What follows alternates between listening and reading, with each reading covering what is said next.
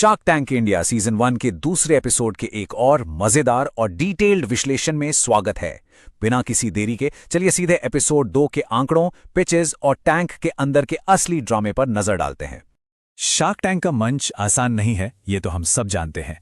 तो सबसे बड़ा सवाल यही उठता है कि आज जिन 3 स्टार्टअप्स ने अपना आइडिया पिच किया, उनमें से असल में कितनों ने डील क्रैक की। क्योंकि सिर्फ एक अच्छा आइडिया होना ही काफी नहीं है ना? उसे शार्क्स के सामने साबित करना सबसे जरूरी होता है। अब इन स्टार्टअप्स की किस्मत का फैसला करने वाले 5 दिग्गज शार्क्स कौन थे? आज के पैनल में बैठे थे अशनीर ग्रोवर, अमन गुप्ता, अनुपम मित्तल, नमिता थापर और विनीता सिंह। इन्हीं अनुभवी निवेशकों के तीखे सवालों का सामना करना था आज के फाउंडर्स को। अगर एपिसोड की पूरी तस्वीर देखें तो हमारे सामने 3 नाम आते हैं।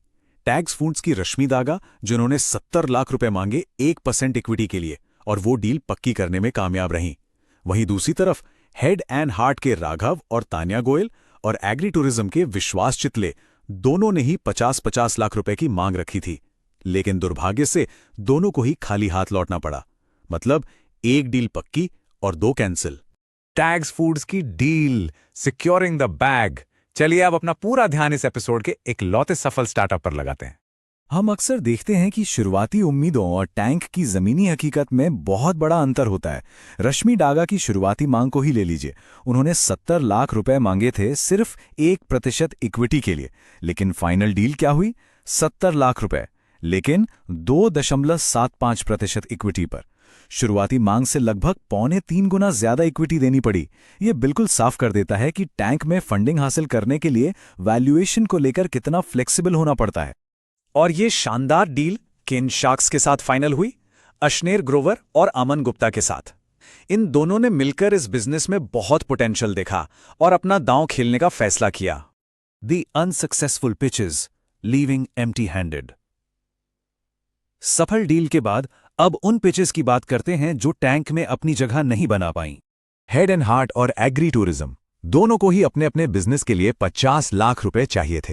हेड एंड हार्ट ने इसके लिए 7% इक्विटी ऑफर की, जबकि एग्री टूरिज्म ने 5%। ऑफर अलग अलग थे, लेकिन नतीजा दोनों के लिए बिल्कुल एक जैसा रहा। किसी भी शार्क ने निवेश नहीं किया और दोनों को नो डील का कड़वा घूंट पीकर वापस जाना पड़ा। तो पूरे एपिसोड का रिजल्ट बिल्कुल शीशे की तरह साफ है। एक तरफ वो इकलौती डील है जो क्रैक हुई, और दूसरी तरफ 2 रिजेक्शंस। ये दिखाता है कि शार्क से पैसा निकलवाना कोई बच्चों का खेल नहीं है। टैंक की असलियत काफी सख्त है। अगर इसे आंकड़ों में देखें तो कुल 3 स्टार्टअप्स में से सिर्फ 1 को फंडिंग मिली। इसका सीधा मतलब है सिर्फ 33% का सक्सेस रेट। सिर्फ 33%। वाकई ये मुकाबला बेहद कड़ा था। खैर, जाते जाते एक बड़ा सवाल दिमाग में जरूर आता है। क्या इस एपिसोड की इकलौती जीत के लिए अपनी कंपनी की 2.75% इक्विटी दे देना सही फैसला था? क्या इन बड़े इन्वेस्टर्स को साथ लाने का फायदा गंवानी पड़ी उस एक्स्ट्रा इक्विटी से कहीं ज्यादा होगा? बिजनेस में कुछ पाने के लिए समझौता तो करना ही पड़ता है, लेकिन क्या यह समझौता सही था? इसी सवाल के साथ एपिसोड 2 का यह दिलचस्प विश्लेषण यहीं खत्म होता है।